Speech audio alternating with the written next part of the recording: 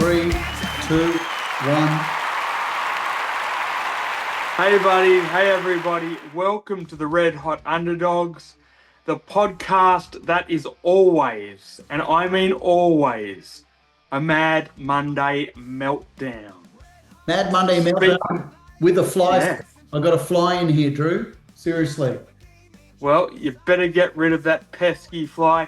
Speaking of which, we have an absolute treat for everyone today.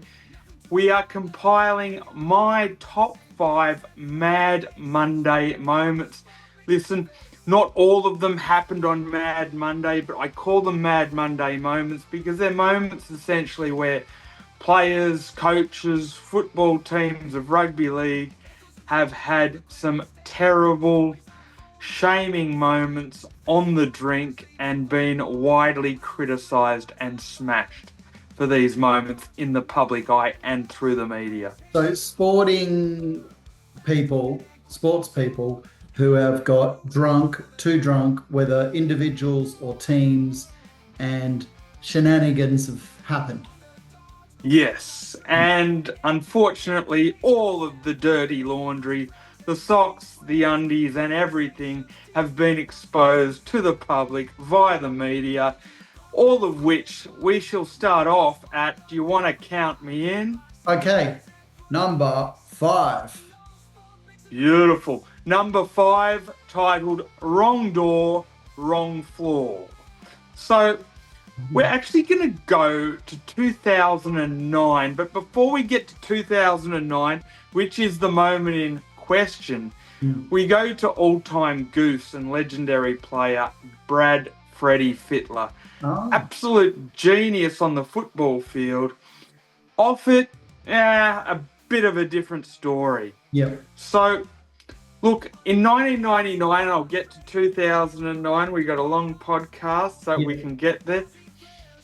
He had history before 2009 of being a bit of a goose. Actually, in 1999, he had a big night out, was dropped off by a taxi driver. He didn't even bother getting the fare from Mr. Brad Freddy Fittler. He just goes, I'm dropping you off because you are an absolute drunk mess.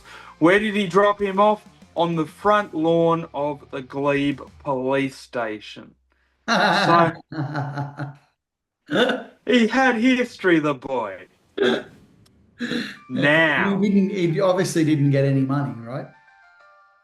no, he didn't get any money. I think the taxi driver just goes, you know what? I don't care about the money. Just get the fuck out of my cab. Yeah. Get the fuck out of my life. Yeah. And here's a nice little patch of grass for you at the front of Glebe police station. Yeah. Yeah. So we go to the moment in question, wrong door, wrong floor, 2009. Okay, 10 years When- later. Yep. 10 years later, fast forward, still hasn't learned a thing, Yeah. still an absolute goose. Yeah. So he's coaching the Roosters. Now, that year, That's coaching, but 10 years prior he was playing, correct? he was playing, correct. Unfortunately for Brad Fittler, he collected the wooden spoon that year in 2009, not surprisingly, but on their way to playing a game against the Cowboys, which was a scheduled game for a Saturday, Yep. Brad Fittler decided to have a big night on the drink while all the players were cozied up in bed. Yep. He might have met up with a few mates up there or whatnot. These players tend to have a lot of connections. Yep. So, comes back to the Townsville Holiday Inn at 3 a.m. in the morning. Mm-hmm. Starts banging on the door. Can't get into his room. Bang, bang, bang, bang, bang. I can't get into my bloody room. Bang, bang, bang, bang, bang. This lady opens the door with the chain on it and says, "What are you doing? You woke me up. This is my room." Brad Fittler goes, "It can't be. It's my room. What are you doing in my room? Get out of my room now. Don't you know who I am?" She's like, "I don't know who you are and I don't care. This is my room." Bang, bang. Then she slammed it shut. Anyway, 10, 15 minutes of bang, bang, bang. Finally, he got tired and was in a crumbled heap on the ground, and the police came up. The woman actually called the police. So they came up, picked him up, and escorted him to his actual room. And guess what? It was not only the wrong door, because it was the wrong room, it was the wrong floor. You know what? It's anyone can make that mistake. Anyone. You know? Anyone can make that mistake. But the best part of the whole ordeal, and this is why it starts off at number 5, because we start off tame and then we turn up the dial. Yeah. What happened, though, when the woman was asked to give a description of the man the next day, because they have to go through their little minor investigation, not the crime of the century, said, what did he look like? She said, he was a weird, creepy-looking man with an extremely hairy chest, no shirt on, wearing a small, tight footy shorts. Yeah. 3 a.m. Okay, look, I like that. It was interesting. It's good to get the ball rolling. Yeah, it was just one to get off the mark, and trust me, they do get much better. You can count us in. Number 4. Number 4, the sleepy stairwell of confusion. So. Sounds like my life. Could be. Like you never know. Sleepy stairwell of confusion and to hell. And all sorts of everything in between. So it's a slide. It's a slippery slide straight to hell. Anyway, I don't think there are any stairs. I think stairs would be a luxury, it sounds no like. stairs in my stairway to heaven. Slide to hell. Okay, Beautiful. So in 2009. Same year. It was a big year for scandals, mate. Nothing like the bloody early 2000s before social media and widespread internet. So many of these priceless scandals. And but we're out of Townsville now. Have we moved out of Townsville? We have moved out of Townsville. We're actually on the Central Coast for this one. Nice. So Rooster Nate Myles went up to the Central Coast to attend a function during the day. It was for the Central Coast Juniors. It went through the day into sort of like finished about the evening, maybe 6 o'clock. But that wasn't good enough for him and the boys, because he was also with teammates Willie Mason, Mark O'Mealy and Mitchell Pearce. And geez, did they have a big night out. They could drink, They could drink, absolutely. But it wasn't their big night out that was the scandal. It was what happened after. Oh, yeah. A lot of things don't end well. They start okay. But they don't end well. What happened? A bit like this podcast. So, what happened is he had a huge night out with the boys. Then he returned to the Terrigal Crown Plaza Hotel.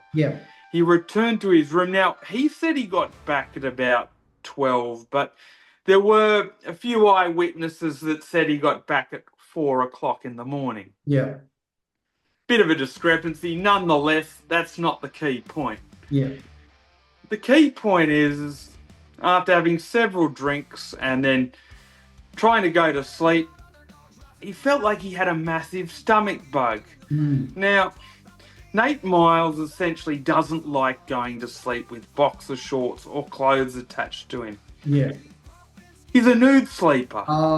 Nude. Yeah, there are those people. Do you know any nude sleepers? I know, a couple of nude sleepers.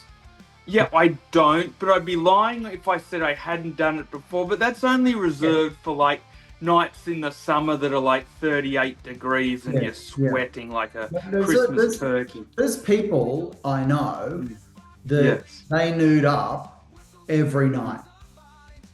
Crazy. Every night. No thanks. Summer, spring, autumn, nude up. So this. I like to have my shirt on and keep my sausage in a drawer. Me too. Yeah. But I do know that people nude up every night. It's very common. Absolutely. So Nate Myles was one of these people. Now, in the midst of having a so-called stomach bug all of a sudden, I mean, needless to say, the copious amounts of alcohol would have had absolutely nothing to do with that, of course. Yep. He decides to go to the toilet. Now, after you've had a lot of drink, the room's spinning, and you're not feeling particularly well, sometimes the configuration of the room can get a little bit messed up. True. It's like you wake up, you think you're at home, you know, like you did which doors, which, yep. Absolutely. So what does he do?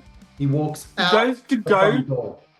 Yes, he goes to go to the toilet and instead walks out the front door. Yep, and lets the door go, locked, outside his room, midnight or probably 4 a.m, can't get back in. In the hallway. Nude. Now, when he was out, to top it off, he needs to shit. Do you know what I mean? Like, he definitely needs to shit. Yeah. Now, this is at 4:30 in the morning, no less. So I will give Nate Myles props for this. The final result might not have been great for him, but at least he tried. So he knocked on the next door neighbour's door. I believe it was a family of 4. Yeah. A wife, a husband, a son and a daughter, and... What are they going to do? You know? Well, he asked if he could use their toilet. Yeah. And they said no. Yeah. Now... You know, someone in a hotel is nude, knocks on your door, says, can I use your toilet? You say no. Do you know what I mean? Like, yeah. Unless she is a hottie and you say, come on in. It's through that door or that door. But that ain't going to happen with a family. Needless to say, I don't know what I'd do, but there is a part of me that likes to think that if I was there with my wife and daughter, I might have just had the good grace to go, okay, mate, especially make it quick. And then you can get out. You've got no weapons. You're obviously nude. Yeah. Do your business and then bugger off. But this family weren't having none of that smoke. Especially if they had a moment or a chance to explain themselves. If they said, look, Correct. I know I'm nude, but I accidentally walked out because I was looking for the dunny and here I am. I really need the dunny. I'm really sorry. Can I go to the dunny? Yes. But do you know what? There's always a dunny in the lobby downstairs. Always. Yeah, but that's why I didn't want to go to the lobby. It's filled with lots of people. But at 4:30 in the morning, there's not a lot of people.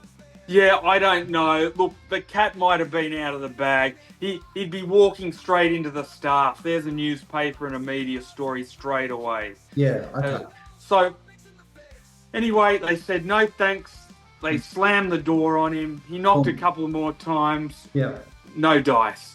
So what does he do? And don't forget, Drewy, like you were woken up. If that was you and your family, like you were woken up at 4:30 in the morning. It's not like, you know, like that's true. You're already awake. That's a big difference, you know. It is a bit different. It is a bit different. Yeah. I'd like to think I'd give him the benefit of the doubt. I don't know because I haven't been in that situation. Needless to say, he was in the hallway and he lay a great big sloppy pile of diarrhea that looked like chocolate soft serve ice cream or the Cosby kids that had melted into a tragic fire. Yeah. So right in the middle of the hallway, because he didn't want to go to the lobby, he couldn't hold it any longer. Yeah. When you gotta go, you just gotta go. Do you know what I done? Fire stairs. Interesting you mentioned that. Yeah. He made his way to the fire stairs and he was actually picked up on CCTV footage at 8 a.m. in the morning, asleep in the fire stairs. Or he should have done his business in the fire stairs too. I kind of think that too, but I also have thought about this a little bit. God knows why, but I have. Yeah. Maybe he couldn't have got to the fire stairs in time. Yeah. And that's what I think happened. I think he probably tried to. Yeah. Obviously, his coordination is way off, and sometimes you just can't make it. Was he found in the fire stairs? He was found in the fire stairs. He was caught on CCTV security footage asleep in the concrete fire stairs, and security escorted him out. Yeah. Well, But, what do you mean escorted him out? They gave him a robe or a towel? oh yeah, I'm sure they would have given him one of the resort And towels they or a escorted robe, him I out would where? dare Like say. out of the hotel. Yeah, and he missed the Origin series. He was actually going to be selected for the Origin for that, but yeah, it got him into disrepute. Blah blah blah. Well, all he really did wrong was walk out or walk into or walk through the wrong door. Yeah, but you know how people are. You cut a loud fart now and everyone gets offended. I'm going to say plenty of years later, that kind of narrative has even escalated to a brand new, higher, more ridiculous level. So, coming in at number 3. 3. Good man. Number 3. Who Let the Dogs Out? Oh, I listen to that song all the time. Not that I like it. These kids, they play it loop and loop and loop and loop. Oh my God. No. Terrible, terrible bloody song. Yeah, this was the Bulldogs' Mad Monday in 2018. Now, after several drinks, some hot beaming sun, and at the Harbourview Hotel, which, as it suggests, has a view of the harbour. I know someone who works there. Yes. Well, there you go. Well, this is a story just for them. I'm not kidding. Yeah. No, and it has a view of the Harbour Bridge. So, yeah. What happened is these guys got absolutely tanked, and the Mad Monday turned into an absolute pirates bun fight, a sloppy disgrace, to the point where players Adam Elliott and Asapelli Finney took off all of their clothes. Oh, there's a lot of nudeness in this list. Another nude. Yes. Yeah. I know, and started dancing on top of the tables of the roof. Or bar? Top bar. No, on the tables. Oh, okay. Yeah, a lot more rocky, the tables. I recommend the bar. It's more soft. Yes. Yeah. And egged on by all the players. Dance. Take it off. Yes. Get on the table. Dance. Yeah. And it is also believed that the people doing the bridge climb on their way to walking up the bridge climb had a bird's eye view before they actually reached the bridge, because they've got to walk underneath, apparently. I haven't done it, but during my research, there were several witnesses from the bridge climb. Yeah. So not only did they do gyrating on the stools and nude dancing on the table, and it got a bit LGBTQ homoerotic. Yeah. Enter the fray Zach Wolford, who was a younger player than these other two at the time. Drunk too. Decided to give them a bit of a hand job during their dances. Which what do you mean? Like pretended he was skiing. No, a bit disturbing. Now, I've done some research. It wasn't too bad. I mean, it was pretty bad. But I think it was roughly a time lapse of 20 seconds on each player's sausage. And no genie was let out of the bottle in the shaking of either sausage. Yeah, okay. But, like... Still a fraction gay, but yeah. Yeah, who would do that? Like Zach Wolford. Like nude, and if you were nude on the table dancing, why would you? Yeah. Why would you be like, yeah, this is great, go for it. Let's this is an appropriate time for type of thing. So, good old Adam Elliott and Asapelli Finney copped a bit of a hand job off good old Zach Wolford, and at the bottom of the hotel, while all of this was going on, Marcelo Montoya was having a sleep on the front pavement. Oh, well, that'd be better. I'd rather be him. So he also got in trouble, and there was an unnamed player who didn't get punished for vomiting behind the Collex bin at the back of the hotel, which isn't really the crime of the century. But yeah, it kind of got out of control. For the record, Elliot copped a $25,000 fine. Yeah, wow. $10,000 of that was suspended, so that goes down to $15,000. Finney, $25,000 fine. 10 of that was suspended, went down to 15. Montoya for having a nap.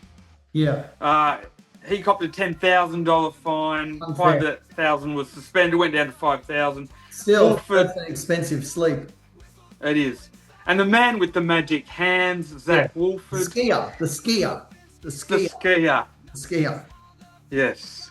20 seconds on each pole. 20 seconds. Yep. He was $10,000 and $5,000 suspended, so he went down to $5,000. Same as the sleeper. Yes. No, that doesn't seem right. That's not apples or apples. I know.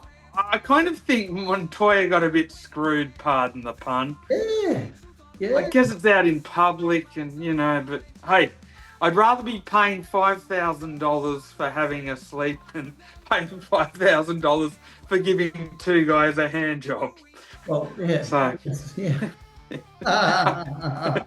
that's one way of looking at it. So he might think he actually got off lightly. Got off being the operative words. Yeah. The club got suspended $250,000. So that was number 3. Who let the dogs out? Who let the dogs out? We're up to number 2. Number 2. Now, I have to remove a bit of paper here because I'm unfurling all my information. Let's have a look. Show us notes if you. No, because the camera's attached. I'll show you some other time. But look, I've come with notes. Yeah. And then there's also another one with notes. Yeah. Number 2. Mark Gasnier. For Toey Humans. You might not have heard this one. So, back in 2004, Mark Gasnier was actually selected to make his State of Origin debut for New South Wales. He was going to be playing as the left centre. Now, they actually decided to have a team bonding session on a Tuesday, which actually kind of turned into a hangover movie. So he went out with his roommate. Tuesday, always the strangest day to go out and get wasted, Tuesday, isn't it? Yeah, it is. But I guess they weren't working the following weekend, as far as playing a club game, because they were in Origin camp. Yeah. So what happened is he went out on the town with a few players, namely his roommate. Which town? They actually ended up in Darling Harbour at the Star City Casino. Oh, yep. And Anthony Minicello lost his phone that night. Yeah. Now, unfortunately, the next day they got back into camp and the New South Wales and Australian Rugby League CEO came in and confronted both Mr. Minicello and Mr. Gasnier and said, we have a complaint from a 27-year-old female who was in the phone directory of Anthony Minicello's phone, and somebody here has left a disgraceful message that has put the game into disrepute. And both of them said, well, we don't know. We had a huge night. We can't remember much. We lost our phone. That's right. And the CEO guy goes, well, have you got the phone so we can go through records? And Anthony Minicello goes, unfortunately, and it's the truth, I lost it when I was at the Star City Casino. Yeah. And I tell you what, if anywhere has lots of cameras, it's Star City Casino. So you can just say, it is. Cameras.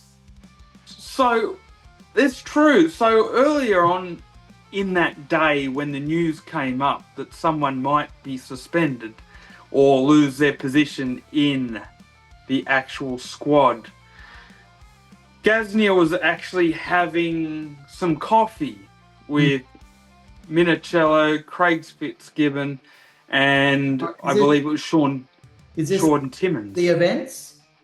This was in a cafe the next day. The next day. After it had been announced. Yeah. And he had the quote, "It could be me. I knew it had been a big night. I've forgotten a lot of what happened, but boys, I don't remember leaving a message." Yeah. Unfortunately, somehow, investigations and CEOs and police have a way of tracking down such information. Yeah, tracking down such messages. Correct. Yeah. So, Gasnier was called into the New South Wales and Australian Rugby League CEO's office and was met with a recording of such a message. The message was actually... They found the recording, not the coppers. The coppers didn't recording. The rugby league. I believe that the police may have brought it to the attention of the rugby league authorities and then passed it on as such to Mr. Gasnier, who was actually called in front of this person before they were about to start training. So he actually had an oh shit moment right before he was about to go to training. He knew he was done. Yeah. Now I've got the message verbatim here. Okay. Written. So you're gonna read it like what he said. Yes, in the message. So, do you want the swear version or the G version, the G-rated version that sort of hides the F's and the C's? Well, give us the rude version. Yeah. All right. Here it is. Message received at 3:41 a.m. Sarah, where the fuck are you? There are 4 Toey Humans in the cab. It's 20 to 4. Our cocks are fat and fucking ready to spurt sauce. And you're in bed. Fuck me. Fire up, you sad cunt. Okay, well, there you go. Yeah. And that message and pretty direct. Yeah. There's no confusion there, you know? No, absolutely none. There's no mixed signals. It's not talking about meat pies and tomato sauce. No. No. Unfortunately, such a transcript was released to the papers, the news stations. Yeah. And the best thing of all, he made a public apology to his girlfriend, his girlfriend's family, his own family, the club, right out the front of St. George Leagues Club. And what did Sarah come back and fill any other information in? Did she say finish the job? I want some of that sauce. I got meat pie. I'm ready. Yeah. I missed my opportunity because I was asleep. Can I take a rain check? Take a rain check, you know? Bring that sausage roll around here. I got a fly swatter on it. I want to get it spanking. Get it going. 1, 2. Yeah. Rain being the operative word. So anyway, as it stood, Gasnier was stood down from the entire Origin series, as was Anthony Minicello because it was his phone. And Gasnier was also slapped with a 1-match club ban for St. George and a $50,000 fine. 50? Yeah. 50 grand for a message. Yeah, that's pretty heck. Well, it's a pretty forceful message. And honestly, 50 grand is way too much. It kind of did bring the game into disrepute. Now, I was tossing up which should be number 2 and number 1. In hindsight, when I look at it, I think I've absolutely nailed number 1. I think it definitely is number 1. So we just count us in. That was number 2. Did you want to do? Oh, look at that! Perfect timing. 10 minutes. just now. Yes, beautiful. So, I mean, is this going to take 10 minutes to talk about, or do we do honourable mentions? It could. If we've got time for honourable mention, we will. If not, we'll do this, because this could take 10 minutes. Trust me. Yeah, okay. All right, I'll get the fly swap ready. There's a lot to it. Count us in, big guy. Number one. Number one, charity hurts. So, in 2005, Jack Newton, you know, the golfer with one arm? Yeah. Yeah, he walked into a plane propeller back in the day. Yeah. He was a golfer before that, though, too. Correct. So he had a charity day called the Jack Newton Classic, where a whole heap of Australian celebrities conjugate in the Gold Coast. It was actually at the Twin Waters Resort, Gold Coast, and they played 18 holes, and afterwards they all had a lavish presentation, and it was meant to be a wonderful night and a wonderful day. Enter Panthers loose cannon and serial grub Craig Gower. Now, what did Craig Gower manage to do in all of this time? Now, we'll itemise the time of events as not specifically as they happened. I'll give you a rundown on basically what happened. They played 18 holes. Craig Gower groped Wayne Pearce's daughter, who was 17 at the time. Oh, my goodness. He chased a then 16-year-old Mitchell Pearce across the function room with a beer bottle. Oh, yep. But like, he mouthed off. Hit him with it, or stabbing with it, or trying to make him drink it? Just running after it with it. I don't know. Maybe trying to hit him with it. Yeah. And he mouthed off to both Wayne Pearce after the groping incident and Dawn Fraser, because she was there, being a celebrity event. He held a butter knife to Alan Jones, the radio announcer's throat. Butter knife? Yes. He ran around like the resort. A steak knife. Mate, it gets better. He ran around the resort butt naked. More nudeness. Is it like we only had 1 out of 5 that didn't have any?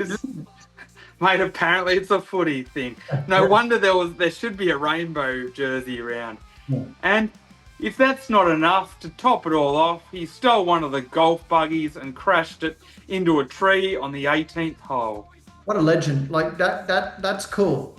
Stealing a golf buggy and crashing it is jackass. It is cool. I'll give it. So what happened after that is he actually lost his Penrith captaincy, and he also had to pay a $30,000 fine. The other bloke before had to pay 50, and this is worse. Paid 30. And that was just a message that he didn't remember at 3:40 in the morning. Yeah. Craig Gower left a trail of destruction. Yeah. Someone's got to be accountable. This doesn't make any sense. As Jeff Tooby once said, there's got to be an investigation into it. That's what I was referring to as well, very lightly. Okay, yeah, well, there you go. That didn't take 10 minutes. You said that. No, but just to basically give you a rundown of like the timeline of events, they played 18 holes. Yep. He got disgustingly drunk. Yep, as they were playing. Yep.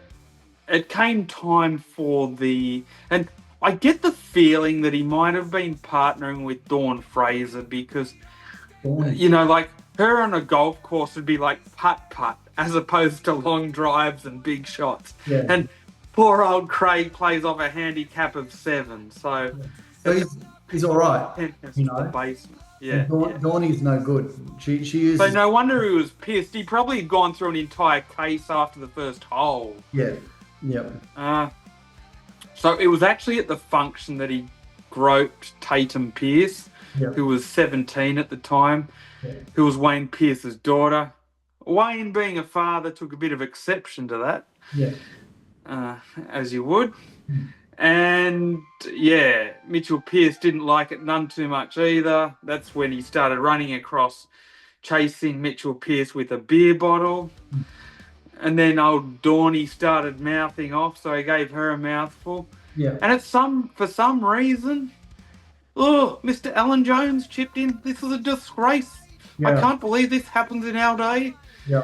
So old Gow wasn't none too happy with that. Picked up a butter knife and held it to his throat. Yeah. And they were like, put it down. And he chucked the butter knife back at everybody else. Yeah, wow. Yeah. And that's when he was escorted out, and a brawl ensued because the security guards tried to subdue him. But old Gow was having nothing of that. Yeah, he's like, it's my right to threaten someone with a butter knife. It's my right. That's what he said. Correct.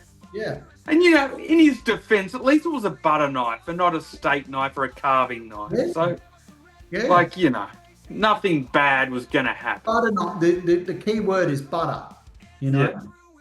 Yeah. Yeah. Oh, don't worry your pretty little head about that, Alan. It's just a butter knife. Oh. Yeah. So, what happened then is he goes, bugger it, the party might be over for me now, but it's not over for me. Nude run. I'm going to run around this resort so people can see me from the balcony, butt naked. Butt naked. He got some laughs and some pointing. He got some scowls. And then he goes, all right, I've done a few laps here. I'm feeling a bit bored. What else can I do? There's a vacant golf buggy. Oh, yeah. With that, there just so happened to be a spare set of keys in it. He didn't hot wire it. This is cool. This is the coolest thing that he did. Do you know what I mean? And a butter knife. Like Yes. But like stealing a golf buggy and crashing it is cool. And unfortunately, as a community service announcement, Yeah. we do not condone drink driving, which is essentially what Mr. Gow did here, even though it was a golf buggy. It's okay in a golf buggy, right? Is that drink driving in a golf buggy? As long as you don't hurt anyone. Yeah. All he hurt was the tree on the 18th hole. He drove onto the 18th. Yeah. Bang. Oh, there you go. That's pretty good. Well done. What do we got? 2 minutes and 38 seconds to go. Yeah. So look, if I was to do honourable mentions, I'll mention Todd Carney's bubbler and Tom Travojevich's ill-fated Chariots of Fire moment in the Manly Corso. Racing, and that was funny too because he denied it that he did it, and then a video came up that showed him doing it. You know, he said he slipped in the shower. Yeah. He not only lost the race, but he also pulled his hamstring and couldn't start the season until round 7. But funnily enough, won the Dally M that year. What a mixed bag of lollies. How many matches or games did he play that year? So I think back then there was 25 games in around the 27 now. So what's that, roughly 18 or 17 games. So he's well behind the 8 ball, but he had the best year of his career and just mopped it up. He hasn't played anything near that number. Like that since. Yeah. Maybe he needs to have more races in the Corso. Yeah. That was the peak of Tommy, and since then it's gone down and down. But everybody keeps remembering. People keep remembering prime 10-inch dick Tommy. Yeah. Not the one now. Yeah. No. Not the Viagra fueled Mr. Microsoft now. No. So, but you know. No blue pill. So, and I knew that 5 would kind of do it for today. Yeah, it was quite relaxing. I enjoyed myself. It says less than a minute. Hey, I was driving in the car, I'll tell you this quickly, and I saw a huge, big huntsman spider up near the window, you know. So now I've got to go and spray it and kill it, you know. I know beautiful. Not because I got a fly swat, but yeah, there you go.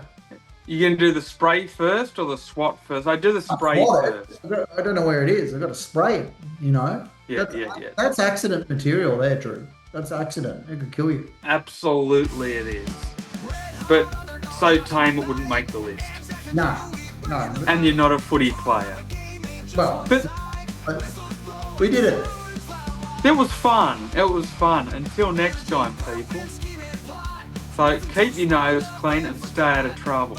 Yeah.